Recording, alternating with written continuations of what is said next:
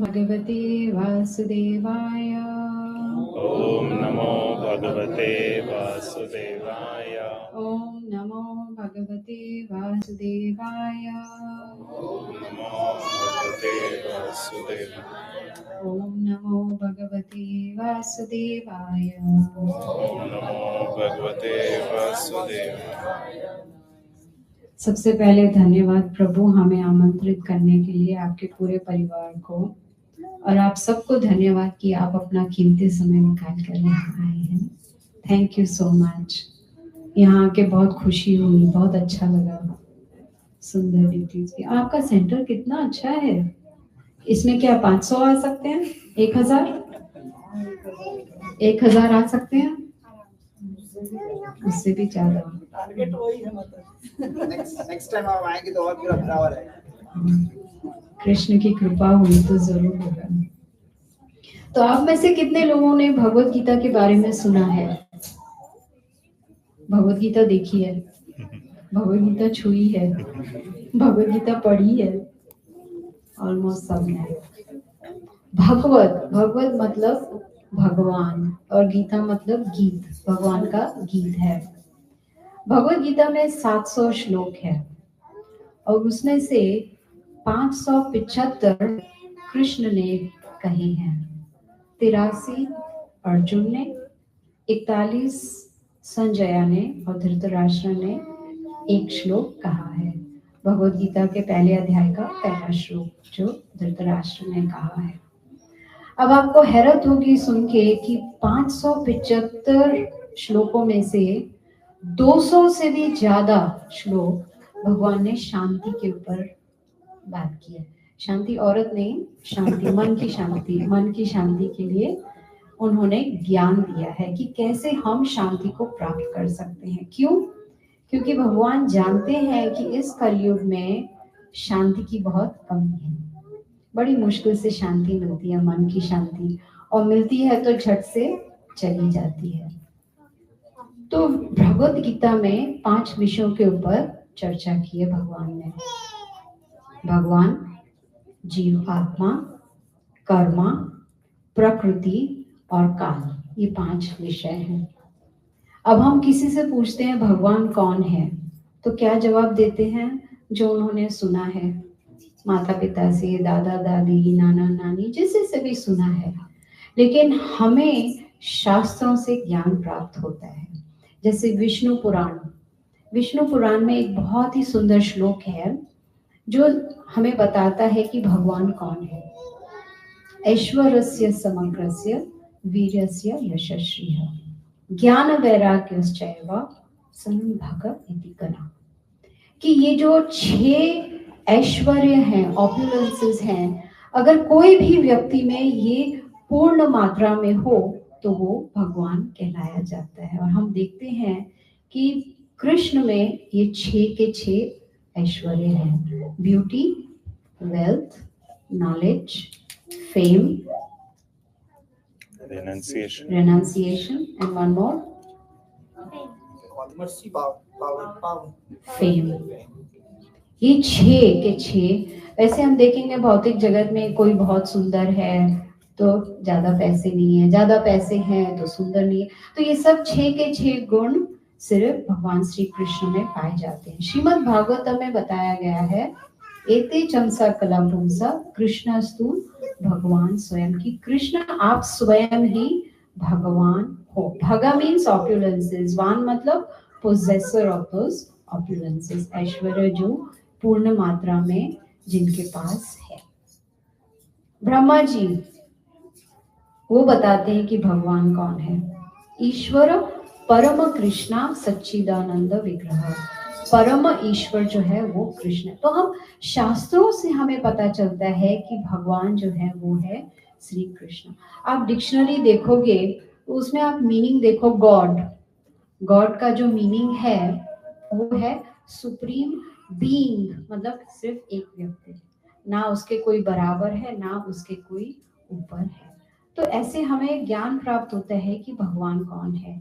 भगवत गीता जिसने भी पढ़ी है उसमें आपने देखा होगा श्लोक शुरू होता है श्री भगवान उवाच, है कि नहीं? श्री भगवान उवाच कि ये भगवान स्वयं इनकी वाणी है। दूसरा जो विषय है वो है जीव आत्मा। 22 श्लोक भगवान अर्जुन को बताते हैं कि जीव आत्मा क्या है, कि हम शरीर नहीं, हम एक जीव आत्मा है जो सनातन है। अब दूसरा अध्याय हम पढ़ेंगे जो एक्चुअली पूरे भगवत गीता का सारांश है, पूरा एसेंस है। उसमें ज्यादातर भगवान सबसे पहले ज्ञान जीव आत्मा के बारे में देते हैं। आप में से किसी ने हैरी मॉन्सन का नाम सुना है? हैरी मॉन्सन, वो एक्चुअली पैदा नॉर्वे में हुआ था, फिर वो अमेरिका आ गया। तो उसने, वो एनाटॉमी का प्रोफेसर था और उसने रिसर्च किया कि जो मृत शरीर होता है, डेड बॉडी, उसका मूल्य क्या होता है? कोई बता सकता है उसका मूल्य क्या होगा डेड बॉडी का? हाँ, नहीं, मूल्य है माता जी। हाँ, what is the value of a dead body? Soul चल गए। हाँ, सोल चला गया, सोल तो चला गया, तो बाकी जो शरीर है उसको अगर हम बेचने जाएंगे तो हमको क्या मिलेगा? कोई जाता है बेचने? कोई नहीं जाता। लेकिन अगर बेचने गए तो क्या मिलेगा? उसने रिसर्च किया था। $5.60।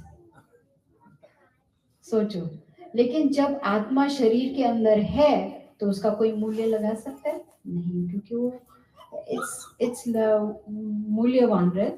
हिंदी वर्ड इज मूल्यवान है, क्योंकि उसके अंदर आत्मा है। तो सबसे पहला जो ज्ञान भगवान अर्जुन को देते हैं कि आप ये शरीर नहीं, आप एक जीव आत्मा हो। जब हम सुबह उठते हैं तो पहले क्या सोचते हैं? शर्म आएगी बोलने को। आज खाने को क्या है, आज क्या पहनेंगे, आज शॉपिंग करने कहाँ जाएं, कहाँ सेल लगा हुआ है, by one get one free है कि नहीं? हम ये सब सोचते हैं। कोई सुबह उठ के बोलता है कि मैं तो जीव आत्मा हूँ? कोई बोलता है ऐसा? हम पहले शरीर की पूजा करते हैं। पता है, साउथ इंडिया में एक व्यक्ति था, ये रियल है, वो सुबह उठ के आईने के पास, आईना करेक्ट है वर्ड, मिरर, आईना के पास जाता था और खुद की आरती करता था। अपने आप को आईने में देख के अपनी आरती करता था। होता था क्योंकि आई एम माई फेवरेट, मैं अपने आप को बहुत पसंद करता हूँ। ये है बॉडी कॉन्शियसनेस। लेकिन हमें सिखाया जाता है भगवद गीता में कि हमें आत्मा की कॉन्शियसनेस होनी चाहिए, कि हम एक जीव आत्मा है। तो ये जो भगवद गीता का ज्ञान है वो हमें सिखाता है कि ये जो मानव शरीर है उसे हम कैसे इस्तेमाल करें, उसका उपयोग हम कैसे करें, वो हमें भगवद गीता से ज्ञान प्राप्त होता है। अब हम इस संसार में आ तो गए हैं तो हमें कर्म तो करने पड़ेंगे, है कि नहीं? कि कोई आएगा हमारे टेबल पे खाना रख के चला जाएगा, हमारे यूटिलिटी बिल्स भर देगा, हमारी मॉर्टगेज भर देगा, कोई है? तो तीसरे और पांचवें अध्याय में भगवान सिखाते हैं कि हमें कर्म कैसे करने चाहिए। यज्ञार्थात् कर्मणो न्यक्ता लोकोयम कर्म बंधनः तद अर्थम कर्म कौन्तेय मुक्त संघ समाचर। हम मुक्ति कैसे प्राप्त कर सकते हैं? अगर हम अपना जो कर्म है वो शास्त्रों के आधार पर करेंगे और भगवान की प्रसन्नता के लिए करेंगे और फल की इच्छा नहीं करेंगे, तब हम रिएक्शन से छुटकारा पा सकते हैं। लेकिन कर्म करने के लिए हमें मार्गदर्शन की आवश्यकता है कि नहीं? जब हम म्यूजिक सीखते हैं, हम जाते हैं टीचर के पास, डांसिंग सीखते हैं टीचर के पास जाते हैं, सॉफ्टवेयर सीखते हैं टीचर के पास जाते हैं, कराटे सीखते हैं। कराटे ऐसे नहीं होता है, पता नहीं कैसे होता है जैसे भी होता है। कौन करता है कराटे यहाँ पर? कैसे करते हैं कराटे? ऐसे टीचर के पास, कि आप घर पे वीडियो और यूट्यूब पे देख के करते हो? नहीं, टीचर के पास जाते हैं। तो उसी तरह आध्यात्मिक ज्ञान के लिए भी हमें मार्गदर्शन के लिए गुरु के पास जाना चाहिए, बहुत जरूरी है। और इसलिए चौथे अध्याय में भगवान अर्जुन से कहते हैं एवं परंपरा प्राप्तम एवं राजर्षियो विदु, कि हमें गुरु को परंपरा में ही लेना चाहिए। अगर परंपरा में नहीं लेंगे तो हमें यथारूप ज्ञान नहीं प्राप्त होगा। बहुत साल पहले, मे बी 25 साल हो गए होंगे, मैं एक प्रवचन सुन रही थी। हमारा जो मंदिर है लॉस एंजलिस में, इस्कॉन का मंदिर, वहां से मैं प्रवचन लाइव सुन रही थी, भागवतम क्लास। तो वहां पर श्रील प्रभुपाद के एक शिष्य प्रवचन दे रहे थे, मुझे उनका नाम अभी याद नहीं है। तो वो बता रहे थे उनकी आप बीती, उनके जीवन में क्या हुआ। वो न्यूयॉर्क में रहते थे, प्रभुपाद से मिलने के पहले वो न्यूयॉर्क में रहते थे, अपने दोस्त के साथ, मित्र के साथ, रूममेट की तरह शेयर करते ना अपार्टमेंट, वैसे रहे पड़े थे। तो वो देखते थे कि उनका जो मित्र है रोज चला जाता है और बहुत समय के बाद वापस आता है। तो एक बार पूछा कि आप जाते कहाँ हो? बोला मैं अपने गुरु के पास जाता हूँ, आप भी चलो। अब ये जो भक्त थे वो, उनको बहुत जिज्ञासा थी जानने की भगवान कौन है, कहाँ रहते हैं, कैसे दिखते हैं, ये सब, ये बहुत बहुत इंटरेस्ट था उनको। तो ये मित्र ने कहा आप आइए, मेरे गुरु आपको बताएंगे। बोला ठीक है चलो जाते हैं। तो उनके गुरु से मिलने गए, तो मित्र ने उनको गुरु के कमरे में छोड़ दिया और बाहर चले गए। अब वो कमरा जो था उसमें बहुत हल्की सी रोशनी थी, मतलब अंधेरा अंधेरा जैसा था, और गुरु ऐसे जैसे समाधि में बैठे थे। तो ये भक्त बैठे हुए थे, तो गुरु ने पूछा कि आप क्यों आए हो इधर, आपको क्या चाहिए? तो उन्होंने कहा मैं जानना चाहता हूँ भगवान कौन है, कहाँ रहते हैं, मुझे भगवान के बारे में चाहिए। तो कहते हाँ मैं आपकी मदद कर सकता हूँ। तो I am in a class, okay. तो देखो टेक्नोलॉजी सब भक्ति गई आउट। कहाँ पर थी मैं? भगवान गुरु। हाँ, तो बोला अगर आपको भगवान के बारे में चाहिए ज्ञान, तो आप ऐसा करिए, मैं आपको एक मंत्र दूंगा, आप उसका जाप करिए और आपको हृदय से भगवान के बारे में ज्ञान प्राप्त हो जाएगा। तो ये तो बड़े प्रसन्न हो गए। बोला हाँ ठीक है, मुझे आप मंत्र दे दीजिए। बोला पहली बात, ये गुप्त मंत्र है, ये किसी को बताना नहीं है, सीक्रेट। आप में से कौन कौन सीक्रेट रख सकता है? मैं तो नहीं रख सकती, कोई है ना? खास करके औरतें तो बिल्कुल नहीं रख सकती है सीक्रेट। बोलते हैं ना खुजली होती है, खुजली होती है कि किसको बताएं, और फिर उसको बोलेंगे बताना मत किसी को, ये सीक्रेट है, और फिर वो किसी बताना मत, ये सीक्रेट है। There is one girl who can keep secret. She said. Who? You can? Very good. Keep it up. You too? Keep it up. तो कहा कि ये गुप्त मंत्र है। तो बोला ठीक है मैं लेने को तैयार हूँ। बोला ठीक है यहाँ $100 रख दो, $100 का सीक्रेट मंत्र। तो बेचारे ने $100 रख दिया और उसके कान में उन्होंने मंत्र दे दिया। बोला हर रोज 1 घंटा इस मंत्र का जाप करो, आपको ज्ञान प्राप्त हो जाएगा। कोई जानना चाहता है वो सीक्रेट मंत्र क्या था? क्योंकि ये भक्त ने बताया। यस, काश काश अगर हरे कृष्णा महामंत्र होता तो वो $100 नहीं लेता, क्योंकि ये चैतन्य महाप्रभु ने फ्री में दिया है, वो $100 नहीं लेता। एनीवे, आप जानना चाहेंगे वो सीक्रेट मंत्र क्या है? ठीक है, उसके लिए एक रिचुअल करना पड़ेगा। लंबी सांस लो और सांस को छोड़ो। अब सब अपनी आंखें बंद करो और जैसे ही मैं मंत्र का जाप करूंगी मेरे पीछे आप वो मंत्र का जाप करना। ठीक है, सबकी आंखें बंद। ओके, हियर गोज द मंत्र।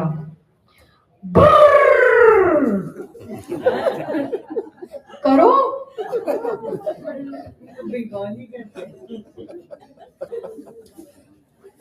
और वो बेचारा 1 घंटे तक बुर्र बुर्र करता रहा और उसको भगवान का भगवान कौन है? अब आप बताइए क्यों समझ में नहीं आया? क्योंकि वो फॉल्स था। क्योंकि वो फॉल्स था। फॉल्स क्यों था? क्योंकि गुरु फॉल्स था, परंपरा में नहीं था, है कि नहीं? तो फिर उसने अपने दोस्त को, मित्र से पूछा, मेरे को तो एक मंत्र मिला है, मुझे तो भगवान का कुछ ज्ञान, तुमको क्या मंत्र मिला है? हम दोनों शेयर करते हैं, मैं अपना बताता हूँ, आप अपना मुझे बताओ। अब सोचो, एक को अगर ब्रर मिला है तो दूसरे को क्या मिला होगा? ढोंगी गुरु। इसलिए कृष्ण ने चौथे अध्याय में बताया है कि तद विधि प्रणिपातेन परिप्रश्नेन सेवया उपद्यक्षन्ति ते ज्ञानम ज्ञानिनास तत्वदर्शिनः। हमें तत्वदर्शी के पास जाना चाहिए, जो भगवान के बारे में जानता है, जिसने भगवान को देखा है, जो हमें भगवान के बारे में बता सकता है। और वही श्रील प्रभुपाद ने किया, क्योंकि वो तत्वदर्शी है, इसलिए वो हमें बता सके भगवान का नाम क्या है, कृष्णा, उनका एड्रेस क्या है, गोलोक धाम, उनका टेलीफोन नंबर क्या है, हरे कृष्णा कृष्णा कृष्णा हरे हरे, हरे राम राम राम हरे हरे। टेलीफोन नंबर से मुझे याद आया कि जो मेरे पति हैं, मेरे प्रभु, वो किसी को नहीं छोड़ते। मेरा मतलब है कोई भी कॉल करे, दरवाजे पे आ जाए, फेडेक्स वाला हो, यूपीएस वाला हो, टेली मार्केटिंग हो, वो किसी को नहीं छोड़ते बिना एक भगवत गीता दिए। तो ये टेली मार्केटिंग कॉल आया कि हमारे पास बहुत अच्छी क्या बोलते हैं, लॉन्ग डिस्टेंस की सेल चल रही है। हाँ, लॉन्ग डिस्टेंस आप स्विच कर लीजिए और आपको बहुत सस्ते में आप इंटरनेशनल कॉल्स कर सकते हो। तो मेरे पति ने बोला, लेकिन मैं तो फ्री में करता हूँ। तो बोला, अच्छा कहाँ पर? इंटरनेशनल कॉल करता हूँ, वो भी बहुत दूर, बहुत दूर। अच्छा, सिग्नल जाता है? बोला, हाँ एकदम मस्त सिग्नल जाता है, मैं तो 2-2 घंटे रोज बात करता हूँ टेलीफोन पे, और मेरे को तो एक सेंट भी नहीं लगता है। बोलता, अच्छा मुझे बताओ, मैं भी वो क्या बोलते हैं, स्कीम लेना चाहूंगा जहां पर फ्री में इंटरनेशनल। अच्छा बताओ, वो कंट्री का नाम क्या है? बोला, गोलोका। बोला, कहाँ पर है, ढूंढूं? क्या बोलते हैं, ग्लोब में ढूंढने लगा कि गोलोका किधर है। तब उसको बताया कि अगर आप krishna.com पे जाओगे तो आपको पूरी स्कीम पता चल जाएगी। और वो बेचारा गया, krishna.com पे गया वो, और 1 हफ्ते के बाद फोन करके बोला, आपने मुझे चीट किया ना, आपने मुझे चीट किया, आपने मुझे भक्ति का मार्ग दिखा दिया, मैं तो सिर्फ एक इंटरनेशनल कॉल के बारे में पूछ रहा था। तो भगवान का फोन नंबर है जो फ्री है, जिससे हम भगवान से कनेक्शन कर सकते हैं। तो ये जो परंपरा में गुरु होते हैं, वो हमारा मार्गदर्शन कर सकते हैं। क्योंकि क्या है, इस भौतिक जगत में ज्यादातर लोगों को कुछ पता नहीं है कि मानव जीवन का लक्ष्य क्या है। पता है? आप किसी से भी पूछ लो, जब मैं पूछती हूँ कि आपके जीवन का लक्ष्य क्या है, बोलते हैं यूएस सिटीजनशिप चाहिए, ग्रीन कार्ड चाहिए, $1 मिलियन होम चाहिए, जैगुआर, यही है लक्ष्य। आपने कभी किसी को सुना है मेरा लक्ष्य है भगवान के धाम में जाना? कभी नहीं सुनते। मनुष्यानाम सहस्रेषु कश्चित् यतति सदय। हजारों में से कोई एक होता है जो भगवान की तरफ थोड़ा झुकने लगता है। इनफैक्ट आप देखो, स्टूडेंट्स को भी, मैं एक प्रवचन में सुन रही थी कि टीचर ने एक लड़के को खड़ा किया और बोला, बताओ आपके जीवन का लक्ष्य क्या है, आप क्या हासिल करना चाहते हो? तो पता है उसने क्या कहा? कुछ नहीं, थोड़ा सा ही, मेरा छोटा सा लक्ष्य है जीवन का, बहुत ही सिंपल सा। क्या है? 100 घर चाहिए, 200 नौकर चाकर चाहिए, 300 गाड़ियां चाहिए, 10 जेट प्लेन्स होंगे तो भी चलेगा, ये मेरे जीवन का लक्ष्य है। टीचर ने बोला, बैठ जाओ। उसके बाजू में एक लड़की बैठी थी, बोला आप उठो, आपके जीवन का लक्ष्य क्या है? तो उसको देख के बोलती मैं इसकी पत्नी बनना चाहती हूँ ताकि मुझे कुछ करना ही नहीं पड़ेगा, है कि नहीं? ये मेरे जीवन का लक्ष्य है। जब हम छोटे होते हैं बच्चे, तो हमको ABCD में क्या सिखाते हैं? A for apple, B for bat, C for cat, D for dog, है कि नहीं? आजकल के बच्चों को पूछो, A for android, B for Bluetooth, C for chatting, D for download, है कि नहीं? सारा टाइम स्क्रीन स्क्रीन स्क्रीन, या तो फोन है, या तो आईपैड है, या तो लैपटॉप है। हम बूढ़ों से पूछो, A for arthritis, B for blood pressure, C for cholesterol, है कि नहीं? D for diabetes. लेकिन भगवत गीता हमें सिखाती है A फॉर एसोसिएशन, भक्तों का संग करना बहुत आवश्यक है। जब तक हम भक्तों का संग नहीं करेंगे, तब तक हम भक्ति में आगे नहीं बढ़ सकते। जब हम भक्तों का संग करेंगे, जैसे रूप गोस्वामी बताते, अदौ श्रद्धा तथा साधु संग, भजन क्रिया अनर्था निवृत्ति। जब हमारे हृदय में श्रद्धा होगी तो हम भक्तों का संग करेंगे, भक्तों का संग करेंगे तो हम भक्ति के मार्ग में आगे बढ़ेंगे। भजन क्रिया करेंगे, जैसे जाप हो गया, चैंटिंग करना, इतना सुंदर कीर्तन अभी किया, है कि नहीं? तो ये सब हम अपने आप को शुद्ध बनाने के लिए कर सकते हैं। बी फॉर भगवत गीता, भगवत गीता का अध्ययन करना, सुनना, पढ़ना, समझना, उसको जीवन में उतारना। सी फॉर चैंटिंग, जाप करना, हरे कृष्णा कृष्णा कृष्णा हरे हरे, हरे राम राम राम हरे हरे। डी फॉर डिवोशनल सर्विस, भक्ति करना। तो इस तरह से हम अपने जीवन के लक्ष्य को प्राप्त कर सकते हैं। तो भगवत गीता बहुत ही सरल किताब है, एट द सेम टाइम बहुत ही डिफिकल्ट किताब है। इसे हम अपने आप नहीं समझ सकते, हमें मार्गदर्शन की आवश्यकता है, हमें गुरु की आवश्यकता है भगवत गीता को समझने में। श्रील प्रभुपाद जी कहते हैं कि जब हम भगवत गीता समझने की कोशिश करते हैं, जब हम एक गुरु के पास जाते हैं, उनकी शरण लेते हैं, तो हमें साथ में अपनी बुद्धि का भी उपयोग करना चाहिए। कॉमन सेंस को हिंदी में क्या बोलते हैं? आप समझ गए, है कि नहीं? It's sense to understand common sense. Common sense की बहुत आवश्यकता है। ये वो आपके फोन ने भी बोला कॉमन सेंस। ओ लाइव चल पड़ा था, मैं बोला ये कौन बोल रहा है कॉमन सेंस। तो हमें अपनी बुद्धि का भी इस्तेमाल करना चाहिए, उपयोग करना चाहिए। मैं एक प्रवचन सुन रही थी, भक्ति पुरुषोत्तम महाराज जो अटलांटा में आए थे, बहुत सुंदर कहानी बता रहे थे कॉमन सेंस के ऊपर। आप सुनना चाहोगे? कहानियां बोलनी पड़ती है, नहीं तो बच्चे भी सो जाएंगे, बड़े तो छोड़ो शायद मैं भी सो जाऊंगी। तो वो बता रहे थे कि एक बार गुरु तीर्थ यात्रा पर जाना चाहते थे, तो उनके पास एक ही शिष्य था, और उन्होंने अपने शिष्य से कहा कि मैं अभी बूढ़ा हो गया हूँ, मुझसे इतना चला नहीं जाएगा, आप एक घोड़े का प्रबंध करो, तो मैं उस घोड़े पे बैठ के तीर्थ यात्रा पे आपके साथ जा सकता हूँ। तो थोड़ी देर में घोड़ा लेके आ गया शिष्य।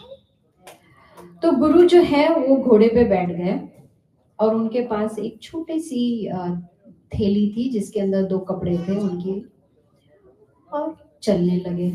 जैसे ही चलते चलते गए, तो अचानक गुरु के हाथ से वो जो थैली थी वो नीचे गिर गई। शिष्य ने देखा वो थैली को और आगे चलता गया। गुरु ने कहा, आपने देखा नहीं मेरी थैली गिर गई है, आपको उठाना चाहिए। पर गुरुजी आपने तो मुझे आदेश दिया ही नहीं, तो मुझे कैसे पता चलेगा? Common sense. तो गुरु ने कहा ठीक है, मैं आदेश देता हूँ, थैली को उठाओ। तो उसने थैली उठा के गुरु को दे दी। आपको पता है ये स्टोरी? अच्छा।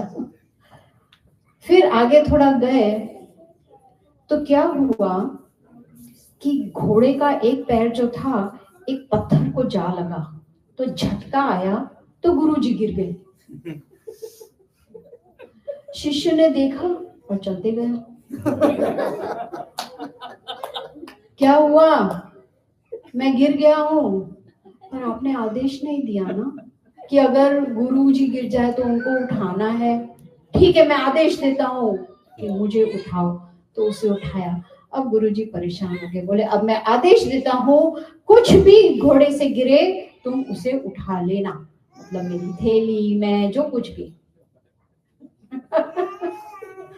थोड़ा आगे गए तो घोड़े पीछे से निकालने लगा, पीछे से घोड़ा, तो ये भागा भागा गया लेने को। अरे क्या कर रहे हो? गुरुजी आपने तो बोला कुछ भी घोड़े में से गिरे तो आप उसे उठा लें। तो हमें अपनी बुद्धि का इस्तेमाल उपयोग करना चाहिए। जब हमें गुरु कुछ सिखाते हैं तो हमें भी अपनी बुद्धि का उपयोग करके समझना चाहिए कि वो क्या कह रहे हैं। भगवत गीता वैसे देखा जाए तो 9th चैप्टर में 9वें अध्याय में भगवान कहते हैं अर्जुन से, राजविद्या राजगुह्यम पवित्रम इदम उत्तमम, कि ये राज विद्या है, किंग ऑफ एजुकेशन है, इससे बड़ा कोई शास्त्र नहीं है। ये जो भगवत गीता है वो पूरे जितने भी वेद हैं उन सबका सार है भगवत गीता। तो इसलिए उसे किंग ऑफ एजुकेशन और राजगुह्यम, गुह्यम मतलब सीक्रेट है, मतलब इतनी आसानी से समझ में नहीं आएगा।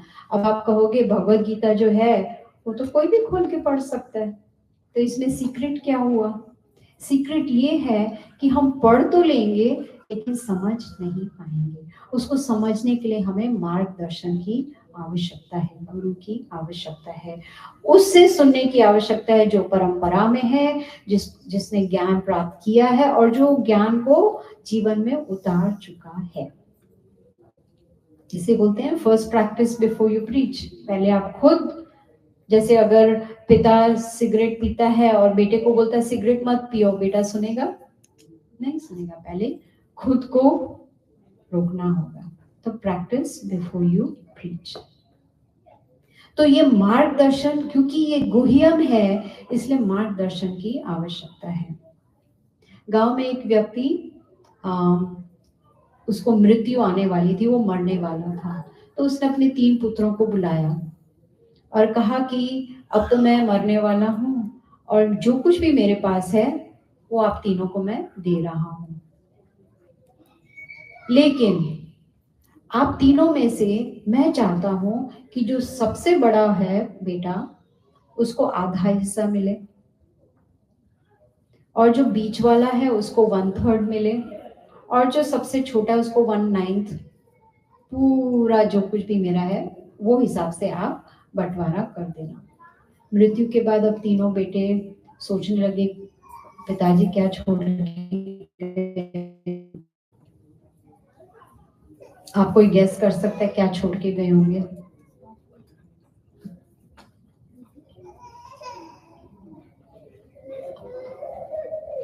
गाय, काउस। 17 गाय छोड़ के गए, 17 काउस। अब आप में से किसको मैथ आती है? आप डिवाइड करो। 17 का हाफ 8.5 8.5, तो मतलब गाय को आधा काटेंगे। 1/3 मतलब 17 का 1/3 5 समथिंग, 5 3/4 उसको काटेंगे। तो अब तीनों सोचने लगे अब क्या करें, कंफ्यूज हो गए, बहुत परेशान हो गए। अब 17 गाय कैसे बांटे? वहां से एक साधु गुजर रहा था, उसने जब ये कंफ्यूजन देखा तो उसने क्या किया, वो पड़ोस में गया, एक गाय उधार में लेके आया। कितने हो गए? 18। 18 का हाफ 9, 18 का 1/3 6, 18 का 1/9 2, 9 + 6 15 + 2 17। बंटवारा हो गया, एक गाय वापस नेबर को दे दी। हम कर पाते? हम एक दूसरे के बाल नोचते, मुझे 6 चाहिए, मुझे 10 चाहिए, मुझे 12 चाहिए, है कि नहीं? साधु ने 1 मिनट में उनका मार्गदर्शन कर दिया। इसलिए बहुत जरूरी है कि हम किसी गुरु से इस ज्ञान को प्राप्त करें। वैसे तो समय नहीं है हर एक अध्याय का मतलब सार बताने का समय नहीं है, क्योंकि 18 अध्याय है और इन्होंने कहा 4 घंटे नहीं बात कर सकते हैं, तो आधे घंटे में बस थोड़ा थोड़ा ही बता सकते हैं। तो हर एक अध्याय में भगवान सिर्फ एक ही ज्ञान बार बार कहते हैं, सततम कीर्तयन्तो माम यतन्तश्च दृढ़व्रता, कि हमें हमेशा भगवान के हरि नाम का जाप करना चाहिए, क्योंकि जाप करने से ही हम शुद्ध हो सकते हैं। दूसरे युगों में अलग अलग तरीके होते थे भगवान को प्राप्त करने के, जैसे कृते ध्यायतो विष्णु, सत्ययुग में तरीका था भगवान को ध्यान करना। तब लोग रहते थे 100,000 years उनकी एज थी, 100,000 years। और मेडिटेशन के लिए अगर हम 30,000 से कम समय तक मेडिटेट करेंगे तो उसका फायदा नहीं मिलेगा। हमारे पास है 30,000 साल ध्यान करने के लिए, 5 मिनट ध्यान करते हैं तो बोलते आय हाय दर्द हो रहा है, आय हाय पीठ में दर्द, सर में दर्द हो रहा है, खाना याद आएगा, बच्चे याद आएंगे। हाँ, मेडिटेशन नहीं, वो सत्य युग में। त्रेता युग में फायर सैक्रिफाइस, यज्ञ करना। द्वापर युग में भगवान की बहुत भव्य पूजा करना मंदिर में। लेकिन कलौ तत् हरि कीर्तना, वही सेम बेनिफिट हमें मिलेगा जो दूसरे युगों में मिलता था, अगर हम हरि का नाम जपेंगे।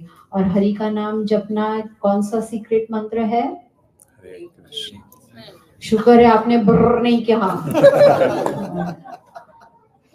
हरे कृष्णा कृष्णा कृष्णा हरे हरे, हरे राम राम राम हरे हरे। तो ये बहुत ही जरूरी है, क्योंकि अगर हम भगवान की भक्ति चाहते हैं, अगर हम भगवत धाम में जाना चाहते हैं, अगर हम मुसीबतों से, डिफिकल्टी से, मिजरी से छुटकारा चाहते हैं, तो ये ही एक रास्ता है और कोई रास्ता नहीं है। भगवान कृष्ण जब 500 साल पहले आए थे चैतन्य महाप्रभु के रूप में, आप देख रहे हो यहाँ पर सुंदर विग्रह है भगवान का। जब वो आए थे तो उन्होंने यही कहा था, हरे नाम हरे नाम हरे नाम एव केवलम कलौ नास्ते व नास्ते व नास्ते, कि इस कलयुग में और कोई रास्ता नहीं, कोई रास्ता नहीं, कोई रास्ता नहीं, सिर्फ चैंटिंग चैंटिंग चैंटिंग, यही एक मार्ग है और कोई रास्ता नहीं है। तब हम दुखों से छुटकारा पा सकते हैं, नहीं तो और कोई रास्ता नहीं। तो chanting is very very important.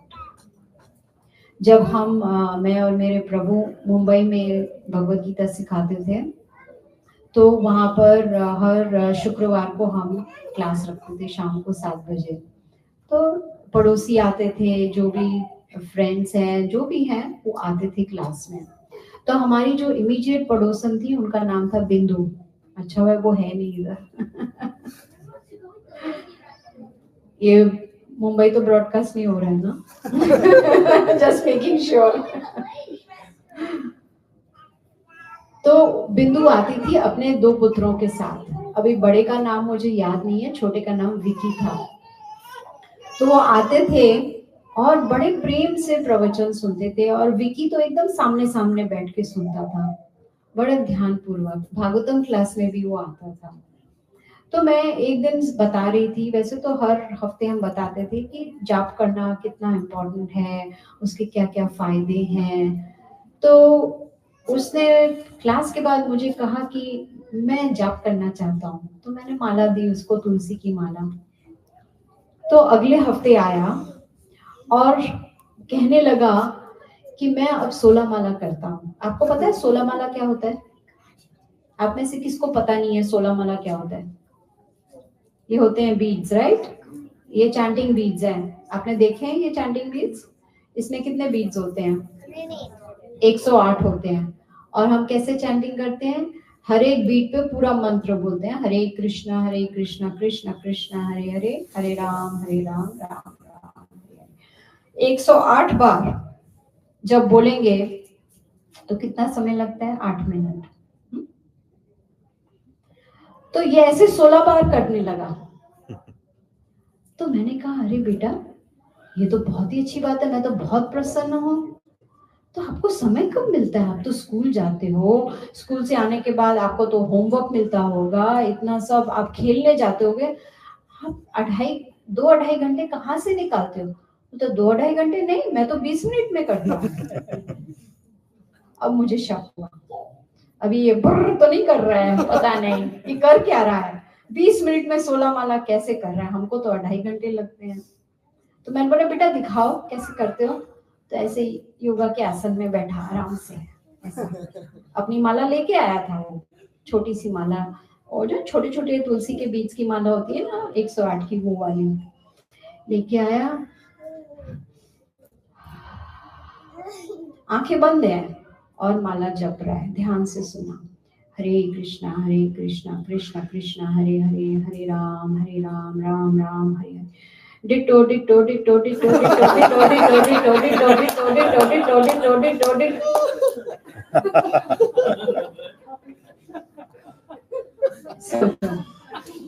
कितना स्मार्ट, डबल कॉमन सेंस। बोला ये कर क्या रहे हो? बोला टीचर ने तो यही सिखाया है, कुछ भी रिपीट करना है तो डिटो डिटो करना है, अब मैं क्यों बैठ के रिपीट करूं? तब मैंने उसको समझाया कि कैसे एक एक बीट पे पूरा मंत्र करना है, उसके बाद तो वो दिखाई नहीं मुझे।